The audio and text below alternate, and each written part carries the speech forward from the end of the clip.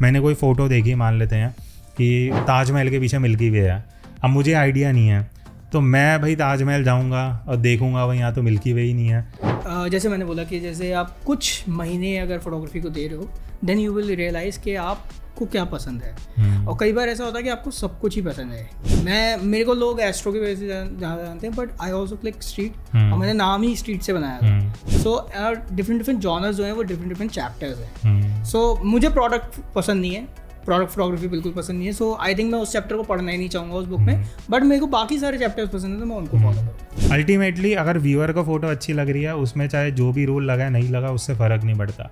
Photography में ये जो कॉम्पोजिशन रूल्स हैं, इसको मैं as a photo idea treat करता हूँ।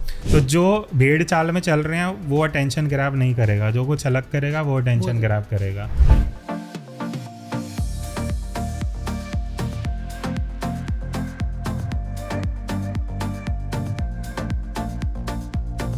सो welcome to a new series जो हम आज से स्टार्ट कर रहे हैं। यहाँ पे बेसिकली एक पॉडकास्ट स्टाइल वीडियो रहेगा। आज मेरे साथ निमित है, और ऑलरेडी भी हम पहले एक दो वीडियो कर चुके हैं, और जानते तो हम वैसे ऑलमोस्ट 12-13 साल हो चुके हैं। लड़ाई से दोस्ती शुरू हुई थी और वो बात खैर कभी और करेंगे। तो आज का आइडिया बेसिकली पॉडकास्ट का ये रहेगा कि फ़ोटोग्राफी मिथ पे हमने कुछ पॉइंट्स बनाए हैं। तो आइडिया ये था कि दोनों का एक्सपीरियंस रहा है, ऑलमोस्ट सेम टाइम पे शुरू करा था, सेम टाइम पे दोनों अलग अलग फील्ड के भी। हाँ, 2010-11 के आसपास स्टार्ट किया था। तो 10-12 साल का एक्सपीरियंस है। उस बेसिस पे हमें जो लगता है कि जो फोटोग्राफी मिथ हैं, जो ऐसी चीज़ें हैं जो स्टार्टिंग में लोगों को 1-2 साल में लगते हैं, बट ओवर द टाइम आप सीखते सीखते बहुत चीज़ें समझते हो। तो जो हमारी लर्निंग रहेंगी उस बेसिस पे हम स्टार्ट करेंगे, ठीक है। तो कुछ पॉइंट्स मैंने भी लिखे हैं, कुछ निमित भी अपना होमवर्क करके आया है। तो पहले पॉइंट से मैं ही स्टार्ट कर लेता हूँ। ये एक बेसिक सबके माइंड में होता है कि एक्सपेंसिव गियर का है, मतलब कि भाई बढ़िया फ़ोटो आती हैं। तो इस पे पहले स्टार्ट करते हैं, क्या पॉइंट ऑफ व्यू है? हाँ, ये मैंने बहुत बार सुना है एक्चुअली। जब हम वर्कशॉप्स भी करते हैं, हम फोटो वॉक्स हमने बहुत करी है साथ में। तो काफ़ी बार लोगों की क्वेरीज होती है कि ना सर हमारे पास ना क्रॉप बॉडी कैमरा या सस्ता कैमरा है या मोबाइल फ़ोन है, तो हम क्या अच्छी फ़ोटोज़ क्लिक कर सकते हैं या नहीं कर सकते। तो फ़ोटोज़ आप इक्विपमेंट्स आपकी फ़ोटोज़ नहीं बना रहे हैं, आपका एक्सपीरियंस जो है, आप किस तरीके से उसको पोर्ट्रे करते हो, आप किस तरीके से कंपोज करते हो, वो सारी चीज़ें आपकी मैटर। मेरे ख्याल से ये भी चीज़ हो जाता है ना, अब जिस टाइम पे हम फोटोग्राफी शुरू कर रहे थे, एक तो मोबाइल में कैमरा उतना बढ़िया नहीं था, और कैमरा भी हर कोई बेसिक जो 20-25 हज़ार 30 हज़ार का कैमरा आता था उससे स्टार्ट हुआ था। तो एक टाइम था जब ऑप्शन नहीं थी। अब ये है कि अब मोबाइल में भी इतना बढ़िया कैमरा है कि मैं रील्स वगैरह में देखता हूँ, लोग कॉन्सर्ट शूट कर रहे हैं, लोग बढ़िया पोर्ट्रेट शूट कर रहे हैं, प्रोडक्ट शूट कर रहे हैं। तो इस बेसिस पे अभी भी लोगों के माइंड में ही रहता है। आई एम श्योर लाइक ये क्वेश्चन आता होगा कि भाई हमें प्रोफेशनली फ़ोटोग्राफी शुरू कर रही हैं, तो जब ये कैमरा ये लेंस आएगा तब शुरू करेंगे। तो उसके लिए क्या पॉइंट ऑफ व्यू रहेगा, पहले लोगों को क्या उसका रिप्लाई तो तुम नहीं कर देना कि like people are shooting concert from iPhone या फिर आपके जो भी है एंड्रॉइड में भी जो मोबाइल फ़ोन चल रहे हैं। It depends on the quality and जो आप प्रोड्यूस कर रहे हो, आपका जो विजन है, that is the most important thing. So I remember कि एक गोवा में एक वेडिंग फोटोग्राफर है, just don't remember his name. So उसने पूरी वेडिंग जो है फ़ोन पे शूट करी है और काफ़ी अच्छा वो चार्ज करता है। तो लोगों को एक मिथ है वेडिंग फोटोग्राफर्स को ज़्यादा है कि हमारे पास गेयर्स होने चाहिए। गेयर्स की बात नहीं है, आप किसी की वेडिंग में जा रहे हो, वो जो मोमेंट है ना, आपको मोमेंट अगर पता है कि क्या कैप्चर करना, तो आप कोई भी कैमरा या कोई भी आप लेंस ले सकते हो। आई थिंक इसमें एक ये भी पॉइंट आ जाता है ना। अब चलो एक तो वेडिंग वाला हो गया, एक स्ट्रीट वाला है, स्ट्रीट में है, यस, ट्रैवल में है। अंटिल मैं आई ऑलवेज से कि खाना तो आपका दाल चावल भी है, लेकिन अगर आपको पिज़्ज़ा खाना है तो आपको बाहर जाना ही पड़ेगा। सो आप जब स्पेशलाइज चीज़ में आ रहे हो, then you need a like costly या फिर कुछ इक्विपमेंट जो आपके उस पर्पस को कर पाए। फिर आई थिंक लोग उस चीज़ में डिफरेंशिएट नहीं कर पाते ना, कि एक हो गया लर्निंग वाला फेज हो गया, एक हो गया प्रोफेशनली। तो पहले से ये माइंड में होता है कि अगर सीखना है तो भी बढ़िया गियर से ही सीखना, उसके बिना हम कर नहीं सकते हैं। स्ट्रीट का मैं इसलिए बोल रहा था बिकॉज स्ट्रीट में मुझे लगता है एक एक्सेप्शन क्या आ जाता है, जब फ़ोन लेके हम शूट करने जाते हैं ना, तो एक वो लोगों के माइंड में होता है कि फ़ोन से फ़ोटो खींच रहा है तो गलत कुछ ना कर दे।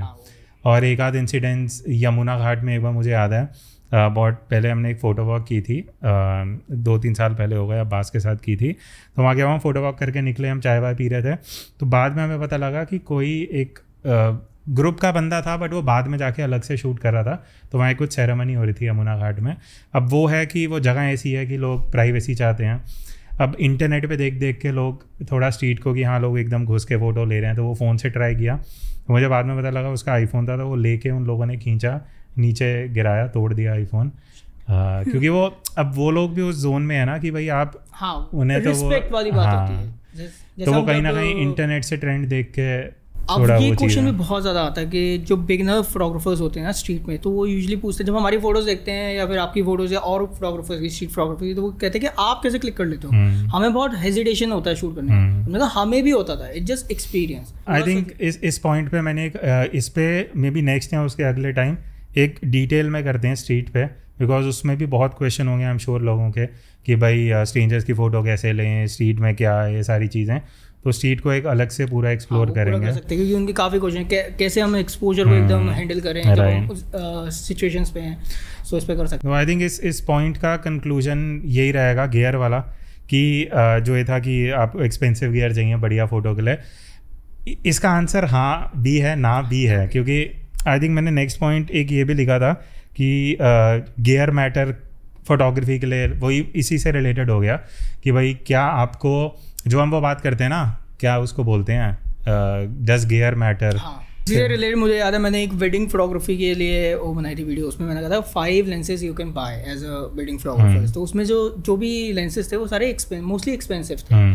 सो उसमें काफ़ी लोगों का आया कि we can't buy. So I feel कि जब आपको कोई बंदा पैसे दे रहा है, सो वो जो मोमेंट है ना वो उसकी लाइफ में एक ही बार आना है, तो वहाँ पे आप पैसे को लेके थोड़ा नहीं कर सकते। तो वहाँ पे equipment do matters because someone is paying you. Exactly. जब आप अपने लिए शूट कर रहे हो या अपने फ्रेंड्स की वेडिंग कर रहे हो, जब आपको पे नहीं हो रहा, तो आप रिस्क ले सकते हो। तो वो रिस्क वाली बात भी हो जाती है कि आप कहाँ पे रिस्क ले सकते हो। अब मैं फ़ोन लेके गया हूँ, लेकिन अगर मुझे लाइट अच्छी नहीं मिल रही, शॉट नहीं आएंगे, तो क्लाइंट तो सुनेगा नहीं, क्योंकि ही इज पेइंग यू। सो वहाँ पे I think it depends on the risk. मेरे ख्याल से सबसे इंपॉर्टेंट फैक्टर हो जाता है अगर कोई इस चीज़ में है कि रिटर्न ऑन इन्वेस्टमेंट। कभी आप अगर 1 लाख का लेंस लगा रहे हो, क्या वो आप अगले कुछ महीनों में रिकवर कर सकते हो? अगर आप कमा नहीं रहे हो, आप हॉबी के लिए कर रहे हो, या तो आपकी सैलरी बढ़िया है, आप कमा अच्छा रहे हो तो आप उसमें लगा रहे हो, आप एक कॉलेज में हो, आप उस फेज़ में हो जहाँ आप घर वालों से पैसा ले रहे हो, और वहाँ पे या तो आप कमा के करो। मुझे याद है उस टाइम पे मालवीय नगर जाके रेंट पे कैमरा लेंस लेना, मैं अभी भी रेंट करता हूँ, मेरे पास नहीं है इतने लेंसेज। जब मैं वेडिंग पे जाता हूँ या फिर ट्रैवल पे जा रहा होता हूँ एस्ट्रो के लिए, तो एस्ट्रो के लिए आपको डिफरेंट लेंसेज चाहिए होते हैं। सो उस टाइम पे आई जस्ट डू रेंट, क्योंकि वो ही एक ऑप्शन है जो आप कर सकते हो। आप तो इसका थोड़ा सा मैथ देते हैं लोगों को। अभी क्या चल रहा है, अगर मान लेते हैं एक कैमरा और एक लेंस हम ले रहे हैं, तो क्या अभी करंट प्राइस क्या है अगर रेंट पे हम लेते हैं? कुछ आइडिया? इट डिपेंड्स कि वो क्या शूट। अगर मैं सिंगल लेंस की बात करूँ तो यहाँ पे ना बहुत सारे डिफरेंट लेंसेज आते हैं। मैं 50 mm के साथ चल सकता हूँ। I can shoot astro, I can shoot wedding, I can shoot street, I can shoot anything from 50 mm। But काफ़ी लोग उसके साथ कंफर्टेबल नहीं है, क्योंकि मेरा एक्सपीरियंस है। सो आई वुड सजेस्ट कि 24-70 या 24-120 वाला जो है, मान लेते हैं 70-200 हो गया। तो क्योंकि मैं इसलिए कह रहा हूँ, बहुत लोग जो अभी देख रहे होंगे शायद इस चीज़ से फेमिलियर नहीं होंगे कि ये रेंट वाला भी ऑप्शन है। ऑल्दो हमें तो पता था उस टाइम पे, अभी भी ये चीज़ बहुत चलती है, बहुत लोग रेंट करते हैं, बट लोगों को आइडिया नहीं है।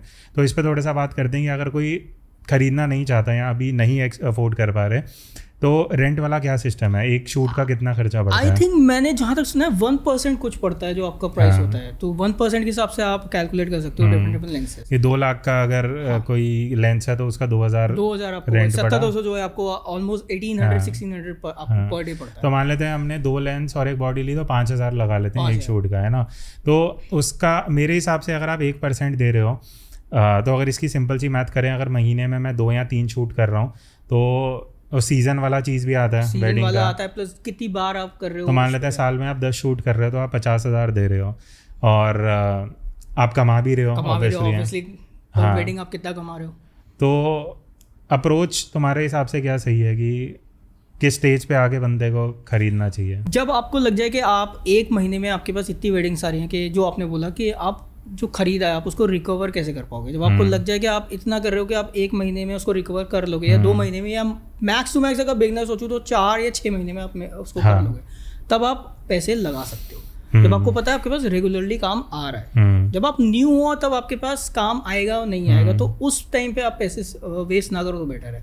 इसी से रिलेटेड एक और है कि काफ़ी बिगनर्स को मैंने देखा है कि वो सबसे पहले आके ना जूम लेंस खरीद लेते हैं। मैंने भी खरीदा था, ऐसी बात नहीं है। और हार्डली मैंने हाँ वही 55-200 और मैंने 5 शॉट लिए होंगे लाइफ में उससे। सो मैं हमेशा लोगों से बोलता हूँ कि पहले थोड़ा शूट करो, उसके बाद देखो कि आपको कौन से लेंस की जरूरत है। उसका रीज़न मुझे ये भी लगता है कि जब हम 50 mm शुरू में 50 mm 1.8 यूज़ करना शुरू कर देते हैं ना, हमें वो ब्लर इफेक्ट के वो चढ़ जाता है कि हाँ ये ब्लर इफेक्ट आ रहा है। फिर उसके बाद तुम 18-55 तो यूज़ करना ही बंद कर दोगे। जूम लेंस में फिर लोगों के अभी बहुत सबसे कॉमन क्वेश्चन होता है अगर कोई प्रोफेशनली जा रहा है कि प्राइम लेंस 85 mm लें या 70-200 लें। अब दोनों की अपनी वो है कि भाई दोनों अलग कैटेगरी में आ जाते हैं। बट एनीवेज पॉइंट पे वापस आएँ, वही वाला चीज़ था कि गियर वाला हमने कर लिया। नेक्स्ट पॉइंट पे आते हैं। कुछ नेक्स्ट जो 1855 का बोला तो लोगों को लगता है कि इट्स अ किट लेंस। सो मैंने काफ़ी लोगों को ये भी सुना है कि किट लेंस सबसे बकवास लेंसेज होते हैं, बट ऐसा आई डोंट थिंक, क्योंकि मैंने बहुत शूट किया 1855 से, बहुत सारे शॉट्स लिए भी हैं और बेचे भी हैं। सो आई थिंक इट डिपेंड्स कि आप उसको किस तरीके से यूज़ कर रहे हो।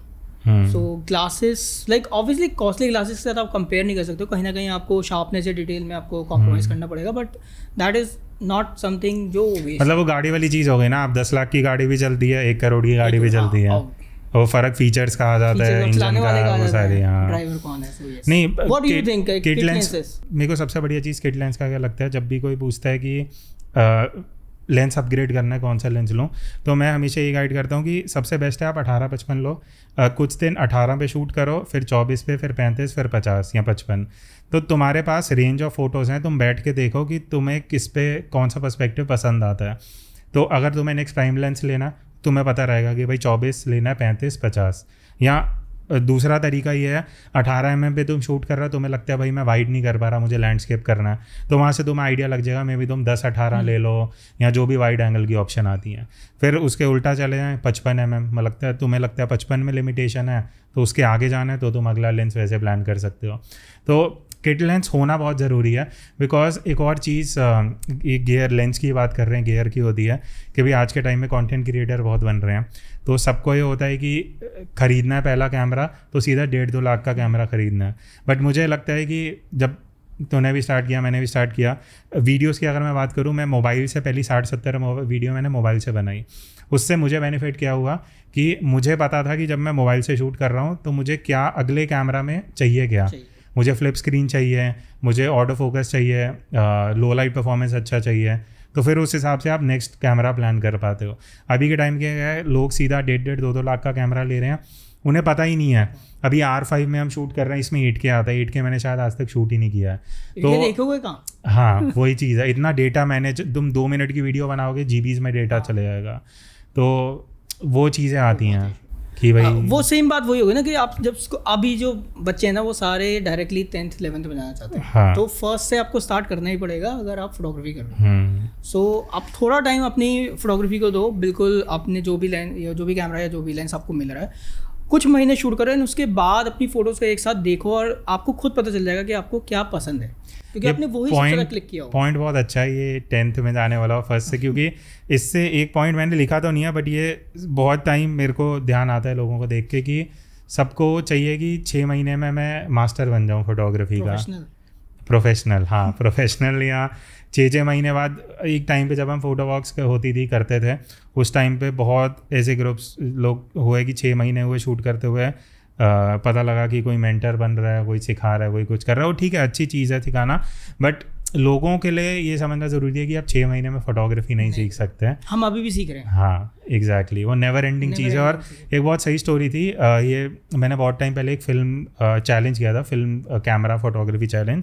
तो वो हम फिल्म डेवलप कराने चांदनी चौक में एक दुकान है, वहाँ गए थे अंकल के पास। वो अंकल भी 70-80 ईयर्स के होंगे, तो उनसे बात हो रही थी तो फोटोग्राफी के बारे में। तो उन्होंने ये चीज़ बोला था कि फ़ोटोग्राफी एक ऐसी चीज़ है जो आप 80 साल के भी हो जाओगे ना, अभी मैं जहाँ हूँ, मैंने इतने शूट करे हैं वेडिंग के, मैं अभी तक मैं अपने आप को मास्टर नहीं बोल सकता, क्योंकि चीज़ें इवॉल्व होती हैं, नई नई चीज़ें आप सीखते हो, समझते हो।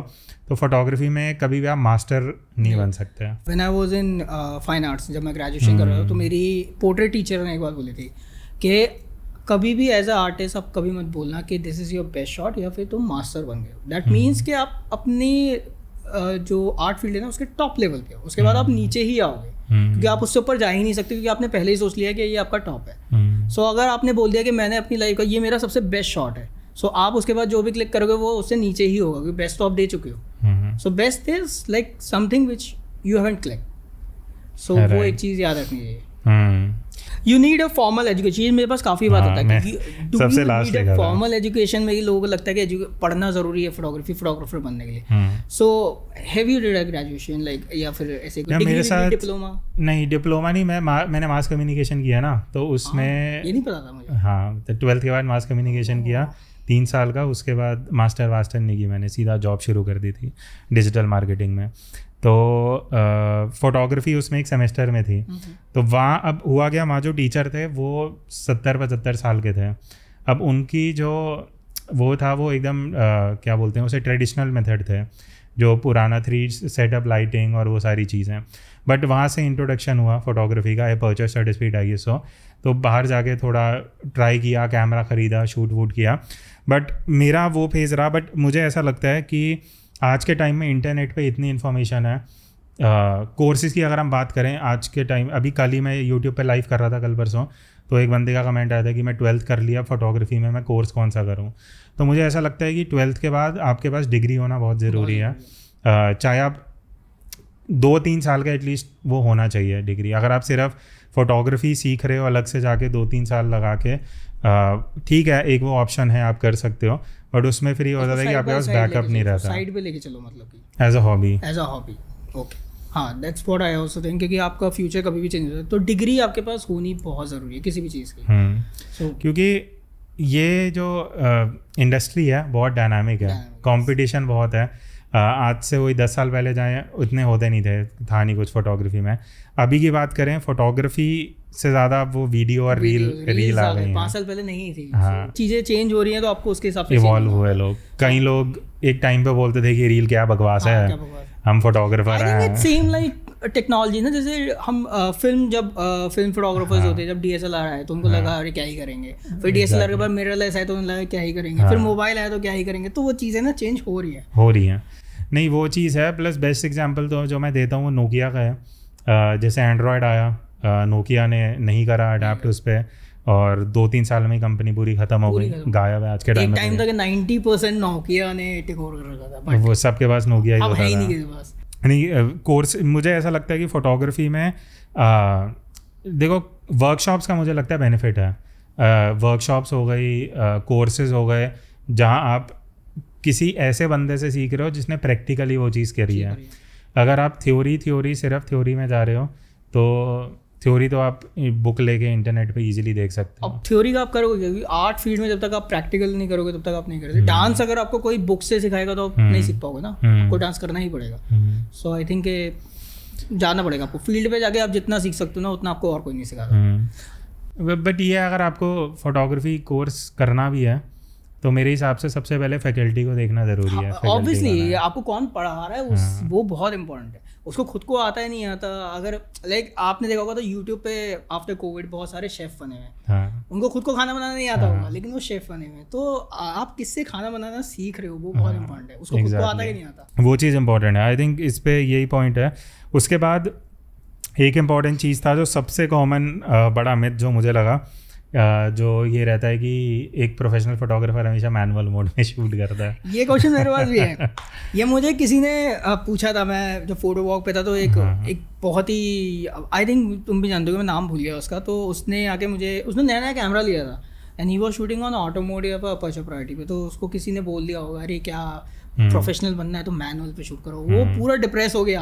वो आके हमसे पूछ रहा, हम 2-3 बंदे खड़े हुए थे कि सर मैनुअली शूट करना चाहिए। कहता नहीं ऐसा कुछ नहीं है, फोटोज मैटर कि आपने क्या क्लिक किया है। आप चाहे ऑटो पे शूट करो चाहे आप अपर्चर पे शूट करो, अगर आप मैनुअली शूट कर रहे हो और अगर आपकी फोटोज इतनी स्ट्रांग नहीं है, कॉम्पोजिशन स्ट्रांग नहीं है, तो फिर फायदा क्या है। और मोमेंट मिस करने से बेटर है कि मोमेंट को कैप्चर करना। एग्जैक्टली। नहीं, ये चीज़ है क्योंकि मैनुअल मोड में एक सिंपल सा हिसाब किताब है। आप मैनुअल मोड प्रोफेशनल यूज़ करते हैं, बट प्रोफेशनल कब यूज़ करते हैं जब आप स्टूडियो में शूट कर रहे हो, लाइटिंग आपके कंट्रोल में है, तब आप मैनुअल मोड में शूट कर रहे हो। अब जब आप आउटडोर हो जहाँ लाइटिंग चेंज हो रही हैं, कंडीशंस चेंज हो रही हैं जल्दी जल्दी, आप सेटिंग में इतना उलझे रह जाओगे कि और एज अ बिगिनर खासकर लोगों को पसीने निकल जाते हैं कि भाई ये क्या हो रहा है, फ़ोटो सही नहीं हो रहा। और जब आप किसी से पैसे लेके शूट कर रहे हो, आप असाइनमेंट कर रहे हो, वहाँ पे आप ये नहीं दिखा सकते कि भाई आपको समझ नहीं आ रहा सेटिंग कैसे गलत हो रही है, क्या ख़राब हो रही हैं। तो वहाँ पे अल्टीमेटली लोग आपकी कॉम्पोजिशन, फ्रेमिंग देखेंगे और आपका एक्सपोजर कैसा आ रहा है। मेन वही है। हाँ, और मुझे ऐसा लगता है कि मैं तो पर्सनली 95% टाइम एपर्चर प्रायोरिटी पे शूट कर रहा होता हूँ। आई थिंक मैनुअल आपको पता होना ज़रूरी इसलिए है क्योंकि अगर आप डिफरेंट, जैसे आपने बोला स्टूडियो में, अब अगर आपको किसी ने शूट दे दिया स्टूडियो पे शूट करने का, आपको पता ही नहीं है मैनुअली कैसे काम करता है, कि अपर्चर का क्या रोल है, आईएसओ का क्या रोल है, तो आप नहीं कर पाओगे।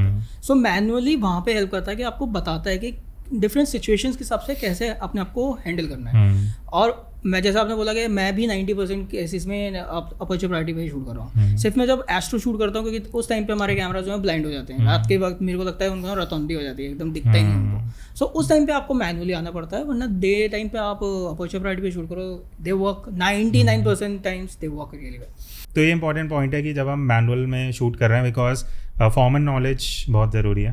अब मान लेते हैं मुझे कोई प्रोडक्ट का असाइनमेंट मिला, मैं ज्वेलरी पहले बहुत शूट करी है, उसमें रिफ्लेक्शन ये सब रहता है, टफ होता है वो। हाँ, और वो लेने के बाद पता लगता है। शुरू में मैंने बोल तो दिया कि हर प्रोडक्ट के 3 फोटो लेंगे और एक दिन में 50 प्रोडक्ट यहाँ जो हो जाएगा। प्रोडक्ट तो हमने भी एक शूट किया था, उसकी बात कभी और करेंगे, जिसके पैसे नहीं मिले कभी। तो हाँ, तो उसमें ये रहता है कि अगर आप क्लाइंट के सामने अगर आप इस तरह बिहेव करोगे कि भाई समझ नहीं आ रहा, फोटो नहीं आ रही, हड़बड़ा रहे हो, तो फिर वो नेगेटिव इम्पैक्ट भी पड़ता है। तो इसलिए नॉलेज बढ़िया है। तो सिंपल सी चीज़ है, मैनुअल मोड में आई थिंक लोग तब शूट कर सकते हैं जब लाइटिंग आपके कंट्रोल में। अभी हम इस लाइटिंग में हैं, हम रात के 12 बजे भी करेंगे तो सेम सेटिंग रहेंगे, तो वहाँ पे मैनुअल काम आ जाएगा। जब हम आउटडोर शूट कर रहे हैं जहाँ लाइट हमारे कंट्रोल में नहीं है, तो आई थिंक वहाँ पे फिर हाँ, तो आपको ये मैनुअली मोड यहाँ पे आना जरूरी है। इट्स सेम लाइक ड्राइविंग, कि आप ऑटोमेटिक कार्स भी आ गई हैं बट लोगों को मैनुअल ड्राइविंग भी आती है, सो दैट अगर उनको कोई और कार मिले जो मैनुअली है, सो दे कैन ड्राइव बोथ। ये भी बहुत आता है कि ना, मेरे को एक बंदे का मैसेज आया था कि सर आपका जो कैमरा है ना वो XYZ 48 मेगापिक्सल का, मेरे पास वो 64 मेगापिक्सल का मोबाइल फ़ोन है। सो लाइक ये लोगों के अंदर बहुत बड़ा मिथ है कि मोबाइल फ़ोन का higher megapixel is better than the cameras का जो 24 मेगापिक्सल या 18 megapixel. So what do you think? I think main pixel पे चलते हैं, बेसिक लेवल पे। पिक्सल अभी भी सोनी के बहुत से कैमरा आते हैं जो 12 मेगापिक्सल पे हैं, उनका पर्पस अलग है, वो वीडियो के लिए हैं। सिमिलरली मैं कैनन की बात करूं तो 50 मेगापिक्सल का भी कैमरा है, 30 मेगापिक्सल का भी है, 20 मेगापिक्सल का भी है। तो 18 से हाँ, अभी हम जो शूट कर रहे हैं R7 आई थिंक ये 20-22 मेगापिक्सल का है, R5 36 मेगापिक्सल का है। अब फ़र्क है, बट वीडियो में इतना फ़र्क नहीं आएगा। फ़र्क मेगापिक्सल का जो लोगों को समझना ज़रूरी है कि भाई मेगापिक्सल, पहली बात तो मेगापिक्सल हो गया मिलियन पिक्सल, तो वो पिक्सल कितने ज़्यादा हैं कितने कम है उस पर आता है।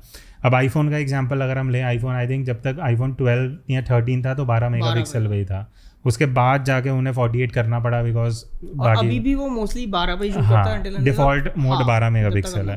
तो मेगापिक्सल का सिंपल सा चीज़ है, अगर आप फ़ोटोज़ लेने के बाद उसको बहुत ज़्यादा क्रॉप नहीं कर रहे या फिर आप उसको बड़े प्रिंट नहीं लगा रहे, तब तक मुझे नहीं। और हाँ, एक पॉइंट जहाँ तुम हेल्प कर सकते हो, जब एस्ट्रो शूट करना है तो उसमें हाई मेगापिक्सल बेनिफिट देते हैं, कम मेगापिक्सल नहीं। उसमें थोड़ा सा हायर मेगापिक्सल करते हैं क्योंकि आप एडिटिंग करनी होती है आपको, तो एडिटिंग में भी आपको थोड़ा सा मेगापिक्सल्स हेल्प करते हैं। आई थिंक लोअर मेगापिक्सल वाले जो हैं वो वीडियो पर्पज से ज़्यादा अच्छे हैं क्योंकि उसमें आपको जूम इन नहीं करना होता। जब भी मैं अगर कैमरास की बात करूँ तो आई थिंक बहुत सारे कैमरास के अंदर 35mm क्रॉप देना शुरू कर दिया। वो फोटो मोड में काम नहीं आता, लेकिन वो वीडियोग्राफर्स के पॉइंट ऑफ व्यू से काफ़ी अच्छा है क्योंकि वहाँ पे आपका मेगापिक्सल क्रॉप हो रहा है लेकिन आपको एग्जैक्ट सेम फोकल लेंथ मिल रही है आपको जो चाहिए।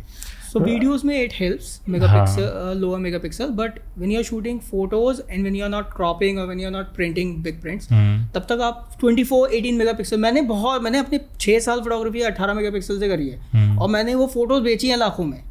क्योंकि आपकी जो प्रिंट हो रही है ना, जो मोस्टली खरीद रहे हैं, होर्डिंग्स नहीं लग रहे हैं आपके, मैगजीन में प्रिंट हो रहे हैं, मैगजीन छोटी सी है, उसमें तो आपका मोबाइल भी चल जाएगा। So I think megapixel doesn't matter. हाँ, क्योंकि माइंड में होता है ना, ये मोबाइल आने के बाद ज़्यादा हुआ है कि भाई ज़्यादा मेगापिक्सल है तो लोगों को लगता है फ़ोटो बढ़िया आएगी। तो लोग फ़ोटो रेजोल्यूशन को फ़ोटो क्वालिटी से कंपेयर कर लेते हैं। वो एक और मिथ इससे भी रिलेटेड और है कि लोगों को लगता है कि कैमरा है जो आपकी फोटोज में डिटेल लाता है, and they not spend on the glasses, like जो लेंसेस आप यूज करते हो। सो what do you think, like camera is important और लेंस इज इम्पोर्टेंट? या मेरे ख्याल से ऑब्वियसली लेंस बेटर है। इस टॉपिक पे आते हैं डिटेल में बात, लास्ट वाले को एक क्लोजर दे देते हैं मेगा पिक्सल वाला।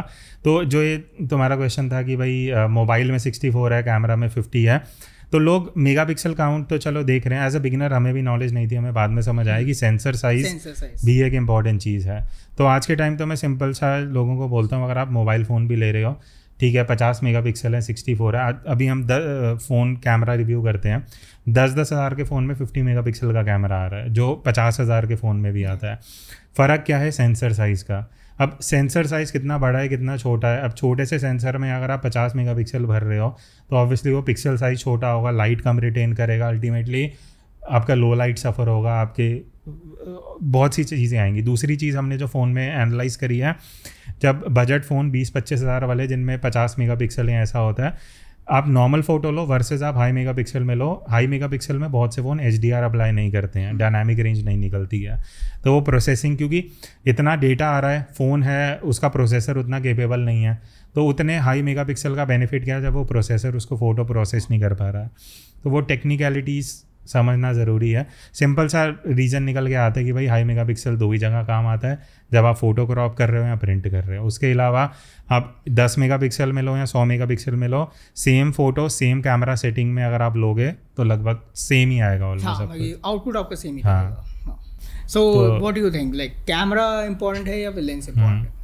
किस पे ज़्यादा स्पेंड करना चाहिए लोगों को? स्पेंड तो लेंस पे ही करना चाहिए ऑब्वियस है, बट लोग जो शुरू में मेरे साथ क्या गलती हुई थी, पहला मेरा कैमरा निकॉन का था D3100, 3100 या 3200 था। हाँ, तो 3100 या 3200 लिया था। अब उसमें क्या हुआ, तब नॉलेज नहीं थी, 50 mm लेंस लेना था। एक D सीरीज़ आता था, एक G सीरीज़ आता था। G में फोकस मोटर थी, D में नहीं थी, तो मैंने D ले लिया कि सस्ता था, 2-3 हज़ार। अब तब नॉलेज नहीं थी, अब वो लगाया कैमरा में, तो निकॉन में क्या है 3000 और 5000 सीरीज़ में कैमरा में ऑटो फोकस मोटर नहीं है, और लेंस में होनी चाहिए। तो वो लेंस ऑटो फोकस ही ना करे, मैनुअल फोकस लेंस बन गया, फिर उसको बाद में बेचना पड़ा। तो बाद में ये चीज़ समझ आई कि भाई लेंस का जो इम्पोर्टेंस है, अभी बहुत लोगों को ये लगता है कि फुल फ्रेम कैमरा ले लिया अच्छा खासा, साथ में किट लेंस यूज़ कर रहे हैं। अब आप इंटरनेट पे फ़ोटोज़ देखते हो जो खींची हैं 70-200 से, 24-70 से, 85 से, जो 1.5-2 लाख के लेंस हैं, आप एक्सपेक्ट कर रहे हो आपका किट लेंस वो क्वालिटी दे, तो वो चीज़ सही नहीं है। तो जितना आप बजट लेके चल रहे हो, सिंपल सा जो मेरे को लगता है कि एटलीस्ट 60 मैक्सिमम 70% बॉडी में लगाओ, 30 या 40% आप लेंस के लिए रखो।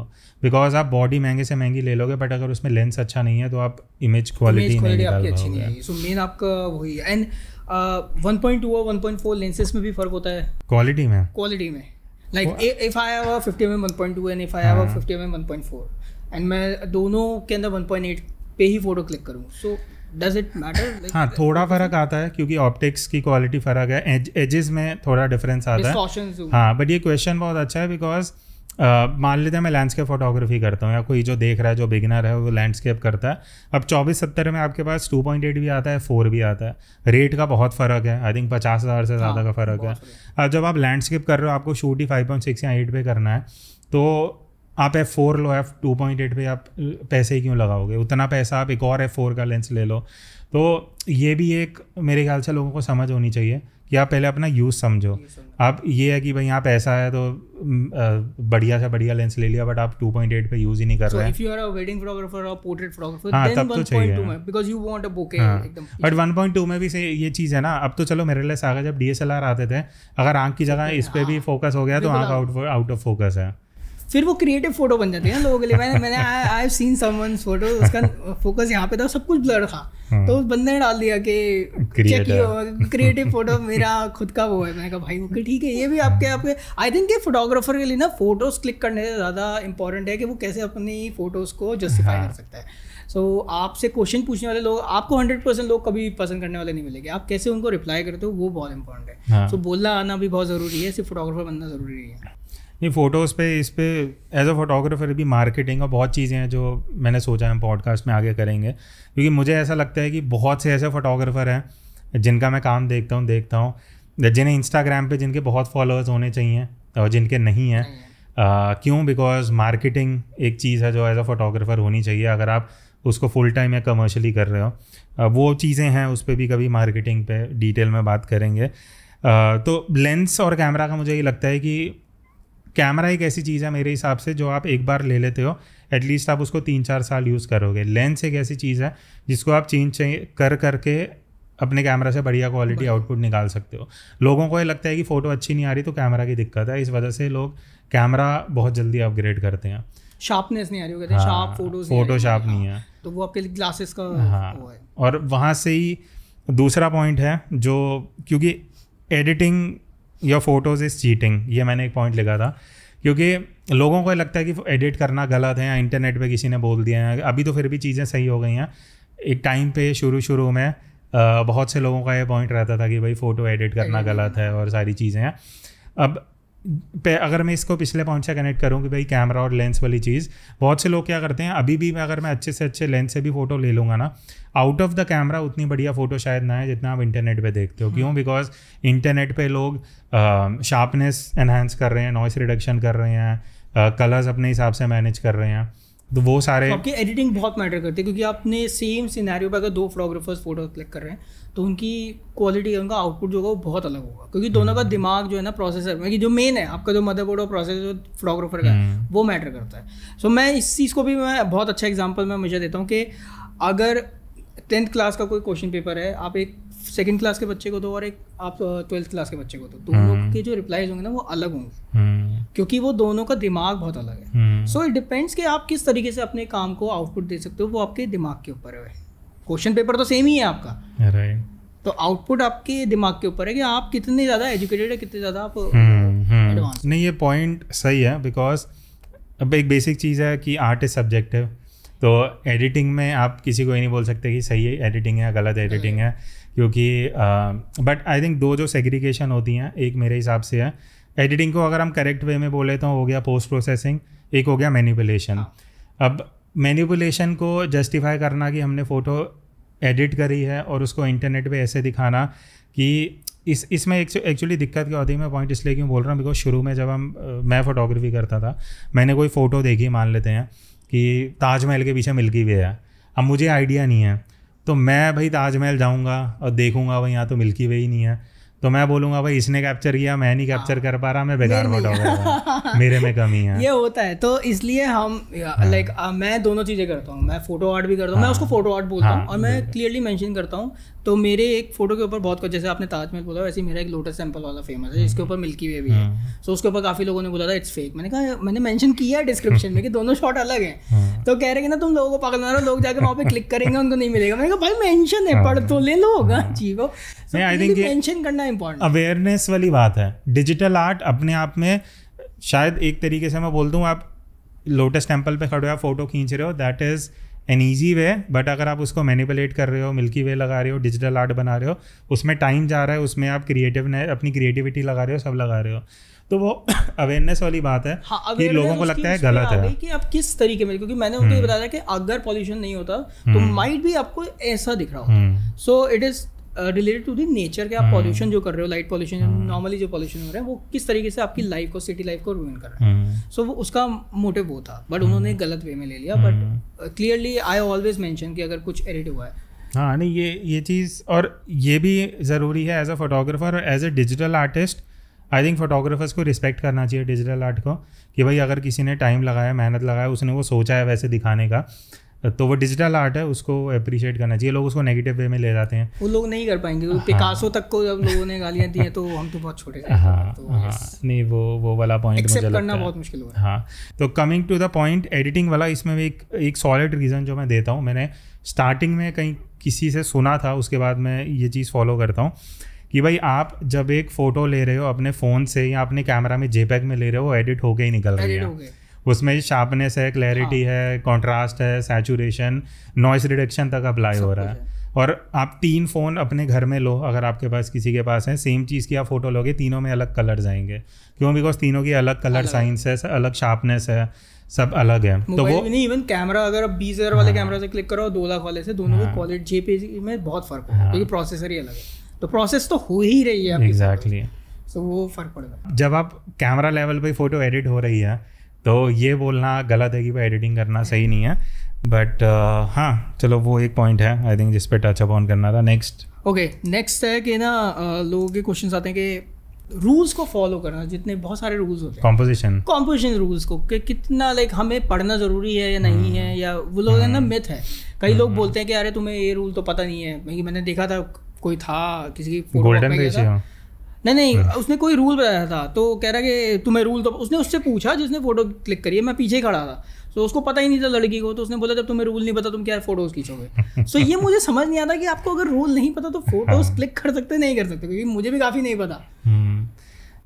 ये एक इंटरेस्टिंग टॉपिक है, बिकॉज ऑब्वियसली हम दोनों ही अभी उस पर हैं कि टाइम है, सीख रहे हैं, समझ रहे हैं, बट मुझे ऐसा लगता है कि रूल्स अगर आपको नहीं भी पता तो उसमें गलत क्या है। आप फ़ोटो ले रहे हो, आपको अच्छी लग रही है, अल्टीमेटली अगर व्यूअर को फ़ोटो अच्छी लग रही है, उसमें चाहे जो भी रूल लगा है नहीं लगा उससे फ़र्क नहीं पड़ता। रूल मेरे हिसाब से फोटोग्राफी रूल को पॉजिटिवली कैसे देखा जा सकता है कि जब आप फोटोग्राफी शुरू कर रहे हो, आपको गाइडलाइंस नहीं, आपको पता नहीं होता, आप गाड़ी चलाना सीखते हो, आप रूल फॉलो करते हो कि भाई आपको अपनी राइट साइड पे चलाना है, रेड लाइट पे रुकना है, ऑरेंज हो रही है तो आपको ध्यान देना है, रुकना है, जो सारी चीज़ें हैं। फोटोग्राफी में ये जो कॉम्पोजिशन रूल्स हैं, इसको मैं as a photo idea treat करता हूँ। फोटो आइडिया क्या, अब मैं किसी जगह पे हूँ, मुझे समझ नहीं आ रहा क्या शूट करना है, मान लेते मुझे एक बढ़िया सी कैट दिख रही है, अब मैं अब कॉम्पोजिशन क्या यूज़ कर सकता हूँ, रूल ऑफ थर्ड यूज़ कर सकता हूँ, लीडिंग लाइन यूज़ कर सकता हूँ, सिमेट्री यूज़ कर सकता हूँ, फ्रेम इन फ्रेम यूज़ कर सकता हूँ। तो कॉम्पोजिशन रूल मैं जिस तरीके से देखता हूँ, मेरे लिए वो फोटो आइडियाज़ हैं कि भाई जब कुछ समझ नहीं आ रहा तो वो रूल्स अपने माइंड में एक बार सोचो भाई क्या क्या हो सकता है, उस हिसाब से आप लगा सकते हो। अब ये भी एक वो भाई सेइंग है कि rules are meant to be broken, क्या बोलते हैं, लाइट तो क्रॉस हम भी करते हैं। हाँ तो नोएडा में तो खैर कोई भी नहीं करता फॉलो, बट रूल्स ठीक है, आप रूल फॉलो कर रहे हो, मेरे को उससे फर्क नहीं पड़ता। ड्राइविंग वाला बोला, वो भी मैं भी हर जगह एग्जांपल देता हूँ कि जब आप सीखते हो तब आपको आप हर रूल्स को फॉलो कर रहे हो, लेकिन जब आप ड्राइविंग सीख गए हो ना तो आपका दिमाग ऑटोमेटिकली चलेगा ही, आपको रूल्स बुक देखने की जरूरत नहीं है। सो आप स्टार्टिंग में जब आप सीख रहे हो, आप रूल्स को पढ़ लो, जैसे जैसे आप फोटोग्राफी करोगे आपकी फोटोज के अंदर रूल्स आने ही शुरू हो जाएंगे। हाँ वो आई थिंक वो सबकॉन्शियसली आपके माइंड में पीछे होता है, अच्छा लगेगा। हाँ तो आप सोचोगे नहीं दोबारा, क्योंकि आपको पता है हाँ इस जगह पे ये रूल ऑफ थर्ड यूज़ कर लेते हैं, ये कर लेते हैं, ऐसे शूट कर लेते हैं। और अगर आप किसी गैलरी में जाओ और किसी बंदे ने आपकी फोटो देख के बोल दिया कि वाओ, तो उसको किसी रूल की जरूरत नहीं। एक अच्छी फोटोग्राफ को रूल की जरूरत ही नहीं है, बल्कि रूल्स को समझाने के लिए आपको एक अच्छी फोटोग्राफ की जरूरत पड़ेगी। सो आई थिंक रूल्स पता होने जरूरी है। और मैं ना इस पे एक मैं इन चीज़ों के बारे में सोचता रहता हूँ, बट एक ये कंट्रोवर्शियल साइड भी है इस पॉइंट की जो मैं कभी सोचता हूँ, मैं सोचा था कभी बात करेंगे इस बारे में। मुझे ऐसा लगता है कि जब ये फोटोग्राफी कॉम्पोजिशन रूल बने थे, किसी ने बनाए होंगे ना, किसी फोटोग्राफर ने बनाए होंगे। अब उस टाइम पर रहे होंगे टोटल 100 फोटोग्राफर गिनती के, तो भाई किसी ने बना दिया हाँ ये रूल ऑफ थर्ड है ये है, तो हाँ भाई सब वो फॉलो कर रहे हैं। अब आज आपका, मेरे हिसाब से रूल से ज़्यादा इंपॉर्टेंट है आपका स्टाइल ऑफ फोटोग्राफी। अब फोटो देख के लोगों को पता लगे हाँ भाई ये निमित ने लिया है या ये XYZ ने लिया है, अगर आप वो इस्टेब्लिश कर लेते हो तो आई थिंक फोटोग्राफर के लिए वो एक, और ये रूल्स बढ़ते जा रहे हैं। जैसे एक पॉजिटिव एक आपका एक रूल होता है जिसमें आपका जहाँ पे आपका सब्जेक्ट वॉक कर रहा है उस जगह पे स्पेस दिया जाता है। तो मैंने एक वाइल्ड लाइफ फोटोग्राफर का देखा था, उसने पीछे की तरफ दिया था। तो जब किसी ने उससे क्वेश्चन किया आपने तो फॉलो, उसने कहा मैंने नेगेटिव स्पेस दिया है। मैं कहा ये भी अच्छा है। खुद के वही चीज़ होती है ना कि जब सब लाइन में लगे और कोई लाइन तोड़ के निकलता है तो लोग लाइन तोड़ने वाले को देखते हैं। तो जो भेड़ चाल में चल रहे हैं वो अटेंशन ग्रैब नहीं करेगा, जो कुछ अलग करेगा वो अटेंशन ग्रैब करेगा। बट उस बंदे ने अच्छा रिप्लाई किया, वही मैंने कहा कि आपको बोलना आना जरूरी है, तो वो भी बहुत इम्पोर्टेंट है। आई थिंक वो भी एक्सपीरियंस से ही समझे होंगे, आप सीख जाओगे कैसे आपको रिप्लाई करना है। नहीं ये चीज़ है, रूल जब आप ब्रेक करते हो, और करना भी चाहिए मेरे हिसाब से, नहीं तो आप वो भेड़ चाल में चल रहे हो तो वो एक सेम पैटर्न बन जाता है, तो लोग देखते हैं हाँ ये तो चलो ये वही पैटर्न है। जब आप कुछ अलग दिखाओगे लोगों को तो लोग रुकेंगे, देखेंगे, एनालाइज करेंगे, और तब कहीं ना कहीं आपकी फ़ोटो शायद बढ़िया स्टैंड आउट होगी। तो नेक्स्ट क्वेश्चन भी मैं पूछूंगा क्योंकि ये स्पेशली तुम्हारे लिए। मेरे पास अभी भी रिसेंटली 2 दिन पहले ही आया था कि लोगों को ना लगता है कि जो ये कंटेंट क्रिएटर, यूट्यूबर, इन्फ्लुएंसर्स होते हैं, दे अर्न इन करोड़ एकदम अंबानियों की तरह कमा रहे हैं। So they want to be influencers. Message आता है कि हमें इन्फ्लुएंसर बनना है या यूट्यूबर बनना है या सोशल मीडिया पे हमें ऐसे हमारे पास भी ब्रांड्स हैं। So like it is a myth or what? यार देखो मिथ कैटेगरी है कंटेंट क्रिएशन में ना, मिसकंसेप्शन भी नहीं है। मैं कुछ क्योंकि मैं कई इंडस्ट्री में लोगों से बात करके देखा है, पता लगा है बहुत जगह से। टेक में सबसे ज़्यादा पैसा है, टेक और फाइनेंस में। टेक में रफली जितना मुझे पता है जो टॉप क्रिएटर होंगे वो साल का 10 करोड़ से ऊपर कमा रहे हैं। तो ये बोलना गलत नहीं है कि आप वहीं करोड़ों कमा रहे हैं, लेकिन 3 हाँ वो भी देखना ज़रूरी है। हाँ मतलब टॉप में हैं, मतलब टेक और फाइनेंस में है। फाइनेंस में लोग कैसे पैसा कमा रहे हैं कि यूट्यूब की अगर मैं बात करूँ, जो पर व्यूज़ का जो पैसा मिलता है वो फाइनेंस में सबसे ज़्यादा है। बिकॉज फाइनेंस वीडियोज़ में जो वीडियोज़ दिखाई जाती हैं वो अल्टीमेटली ज़्यादा पे करती हैं। तो वहाँ पे पैसा सबसे ज़्यादा है जो यूट्यूब से मिलता है। उसके बाद कोर्सेज़ बन जाते हैं, कोर्सेज़ से पैसा कमाते हैं। तो मेरे हिसाब से एज अ कंटेंट क्रिएटर आपको अपने कंटेंट पे तो फोकस रखना है, बट आपको आपका जो माइंड है वो मार्केटिंग वाला होना बहुत ज़रूरी है। आपको अपने आप को मार्केट कैसे करना है, आपको मल्टीपल सोर्सेज ऑफ रेवेन्यू बनाने पड़ते हैं जो आप एकदम से नहीं बना पाए, आपको सालों लगते हैं। मैं 7 साल से हूँ इस चीज़ में। 7 साल में बहुत चीज़ें ट्राई करी हैं, बहुत एक्सप्लोर करा है, और फिर जाके पता लगा, क्योंकि उस टाइम पे कुछ रोड मैप नहीं था कि भाई एज अ कंटेंट क्रिएटर आप कैसे पैसा कमा सकते हो। तो किया तो ऐसे ही था, मज़े मज़े में शुरू किया था कि भाई यूट्यूब करके देखते हैं, बट वो अल्टीमेटली चीज़ें बेटर होती गई आगे। तो कमाने को आप अच्छा कमा सकते हो, बट बहुत से लोग उस कमाने के चक्कर में आपके एथिक्स होने चाहिए सबसे पहले तो। अब मेरा सिंपल है, बैटिंग ऐप को नहीं करना। बैटिंग ऐप्स का कहीं ऑफर आता है बैटिंग प्रमोट करने के लिए, वो हाँ, तो वो आपके एक स्टैंडर्ड सेट होने चाहिए। दूसरा कि भाई अगर स्मोकिंग वाला भी नहीं करना, आई थिंक है स्मोकिंग वाला भी। हाँ मतलब ये सारी वही चीज़ें हो गई जो आप खुद नहीं करते हैं, आप लोगों को गलत इन्फ्लुएंस नहीं देना चाहते, उस चीज़ में एडिक्शन में नहीं डालना चाहते। दूसरा चीज़ हो गया, आप जब कोई प्रमोशन कर रहे हो पैसा लेके, एकदम घटिया प्रोडक्ट को आप एकदम बढ़िया बता रहे हो, तो वो आज के टाइम में ऑडियंस इतनी इंटेलिजेंट है कि वो देख के समझ जाती है। तो अर्न करने के लिए आप ऐसा नहीं है कि आप 6 महीने में कर लोगे। अगर आप इस माइंडसेट से आ रहे हो कि यहाँ पैसा बहुत है, चलते हैं, यही सेम चीज़ मैंने वेडिंग फोटोग्राफी में बहुत लोगों के साथ देखी है कि भाई उन्हें शौक नहीं है बट पैसा दिखता है तो घुसते हैं। वो 6 महीने 1 साल में बंद करके निकल जाते हैं। क्यों? बिकॉज वो आपके लिए जॉब बन जाती है, वो पैशन नहीं है। 9 to 5 जॉब। हाँ, और वो जॉब में जब आप घुसोगे, वेडिंग तो 9 to 5 है और 9 to 9 जॉब है, आप सो भी नहीं पाते हो। तो पैसे फंसते हैं, पेमेंट फंसती हैं, बहुत चीज़ें हैं, बहुत कुछ हुआ है, देखा है। हाँ, तो वो चीज़ है। तो अल्टीमेटली कंटेंट क्रिएशन में ही है, अगर आप कुछ यूनिक कर रहे हो, अलग कर रहे हो, तो धीरे धीरे आप ब्रांड्स के साथ काम करोगे, आप अर्न कर सकते हो। बट मेरे अगर ये क्वेश्चन आते कि भाई जॉब छोड़ के करना है या स्कूल छोड़ के करना है, तो बिल्कुल नहीं है। मोस्टली 12th वालों को ही ज़्यादा, जैसे आपने बोला कि 12th वालों की ज़्यादा आते हैं कि हम 12th में इसके बाद हम सोच रहे हैं तो इसको एज अ हॉबी रखो।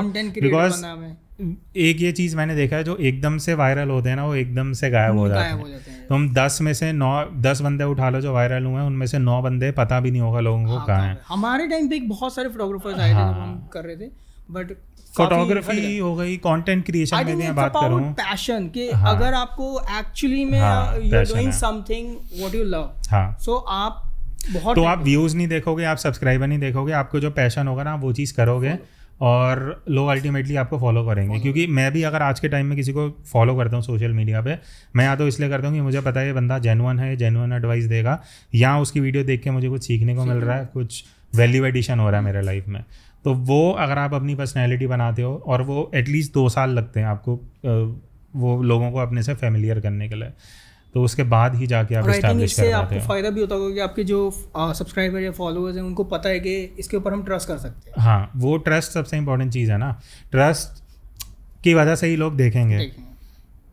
आप अगर वो लाइक जेन्युइन कंटेंट नहीं डालोगे तो लोग किस लिए फॉलो करेंगे, वो वाला फैक्टर आ जाता है। नेक्स्ट पॉइंट अब लेते हैं। हाँ, ये पॉइंट तुम इसका शायद आंसर दे सकते हो।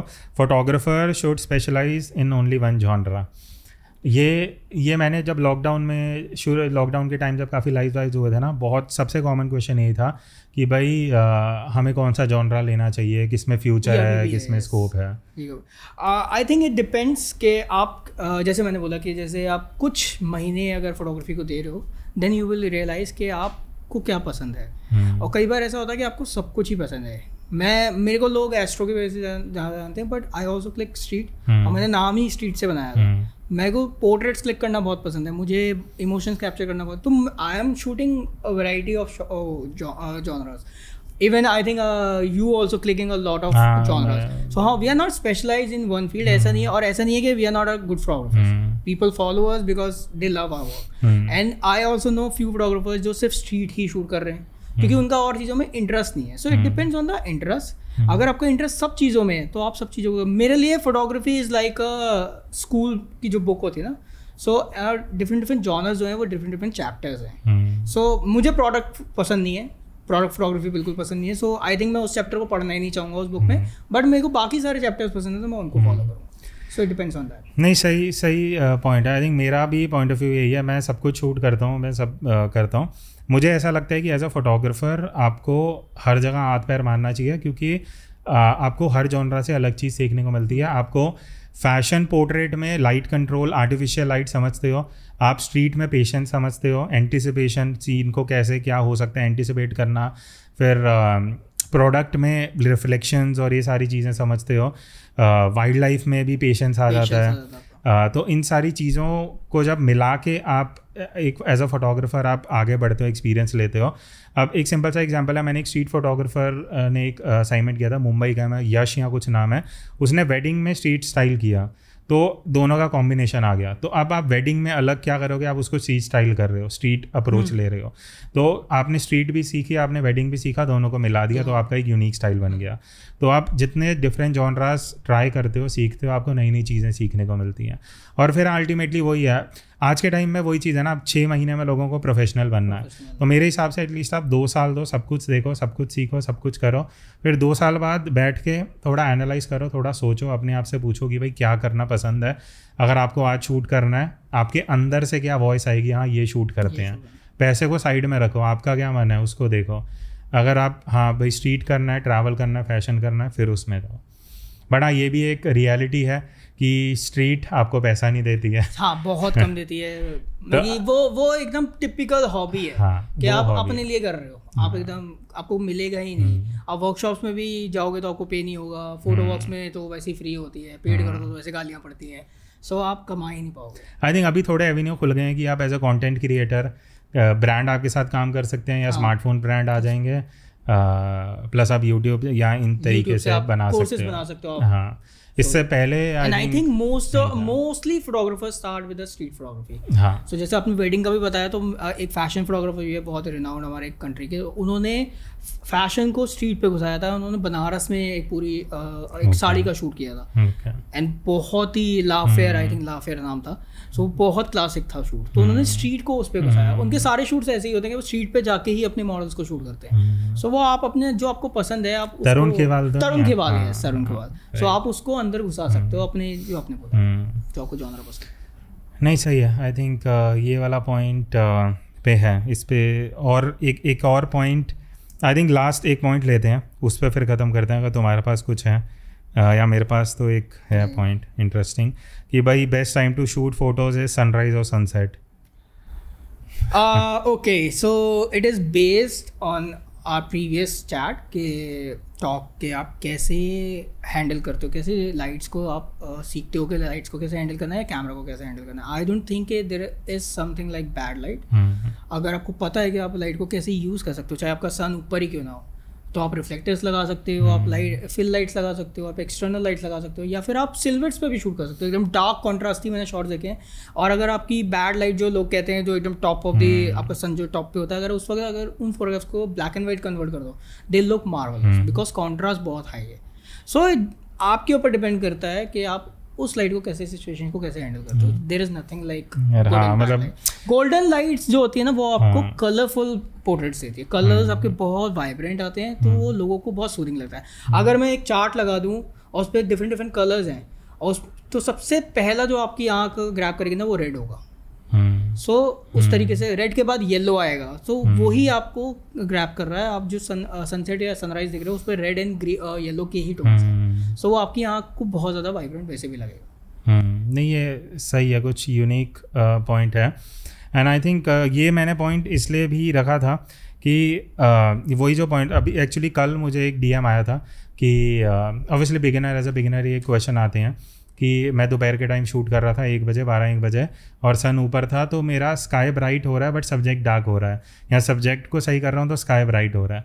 तो यहाँ पे ये जो चीज़ है ऑब्वियसली हम भी एक्सपीरियंस से ही समझे सीखे कि भाई कई बार ऐसा होता है जो लाइट का नेचर है वो आप चेंज नहीं कर सकते हैं। कैमरा ऐसा नहीं है कि जो आप आंखों से देख रहे हो कैमरा उतनी डायनामिक रेंज तो कैप्चर करेगा नहीं, तो वहाँ पे ब्लैक एंड वाइट वाला आइडिया सही काम आता है। तो आपको पता है कि जब सन ऊपर है और शैडोज एक क्रिएट होंगी तो आप उसको अपने बेनिफिट में लो, आप शैडोज के साथ खेलो।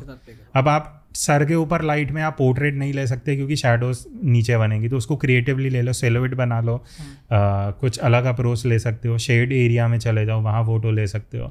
और वो ये भी है कि एज अ बिगनर अगर स्टार्टिंग में आप हर लाइट को शूट करोगे ना तो आपको थोड़ा आइडिया हो जाएगा कि डिफरेंट सिचुएशंस पे आपकी लाइट कैसे काम आएगी। अगर मैं स्टूडियो में मैं अपनी लाइट्स को चेंज कर सकता हूँ, लेकिन बाहर मैं सन को नहीं कर सकता। सो आपको ना डिफरेंट सिचुएशन को आप हैंडल करना सीख जाओगे और आप फोटोग्राफी एक्चुअली में सीखोगे। तो वो भी क्योंकि आप जो वेडिंग करने जा रहे हो वहाँ पे आप लाइटें चेंज नहीं करवा सकते, वहाँ पे जो लाइटें लगी हैं वो लगी ही हैं। तो सिचुएशंस के हिसाब से कभी कभी आपको अपने हिसाब के फोटोग्राफ्स निकालने पड़ते हैं जो लोगों को अच्छे लगे।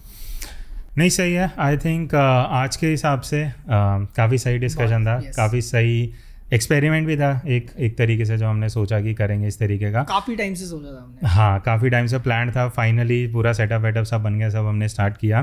तो आपसे रिक्वेस्ट है आप कमेंट करके आप लोग बता सकते हो कि नेक्स्ट अगर कोई वीडियो करना है किस टॉपिक पे होना चाहिए। ये जो टॉपिक था फोटोग्राफी मिथ था, कोई एक स्पेसिफिक टॉपिक है जिस पे आप चाहते हो हम बात करें तो आप लोग कमेंट करके बता सकते हो, हम ट्राई करेंगे उस टॉपिक पे वीडियो लाने के लिए। ठीक है, 1-2 स्ट्रीट पे तो हम सोच ही रहे हैं। हाँ स्ट्रीट पे एक प्लान है, मार्केटिंग पे कुछ एक प्लान करेंगे और फिर देखते हैं। तो ठीक है, फिर यहाँ पे वीडियो एंड करते हैं।